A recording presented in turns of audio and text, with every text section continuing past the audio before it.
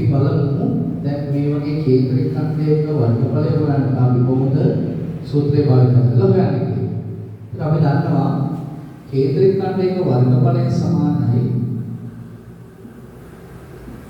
වර්ගඵලය හොයන සූත්‍රය වෙනවා 360 θ වතාවක් ෆයි ආර් වර්ගය.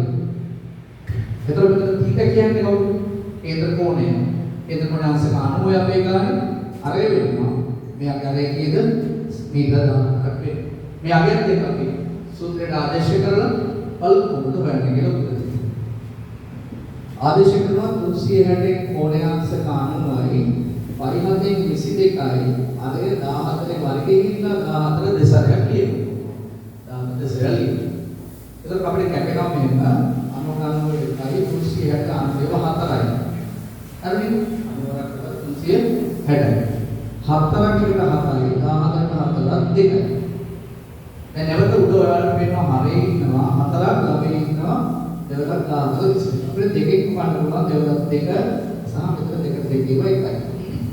නැවත පුළුවන් 14ට 7 දෙකේම 7යි දෙකට දෙකේම එකයි කියලා හරේ කිසි නැති වෙන විදිහට උඩ ඉතුරු වෙනවා 22 වැඩි කිරීම 7ක් ළමයි හරේ කිසිවක් ඉතුරු වෙන්නේ නැහැ හරේ ඉතුරු වෙන්නේ එකයි. නිසා 154යි වර්ග මීටර මේ කියන කේන්ද්‍රික ඛණ්ඩයේ වර්ගඵලය.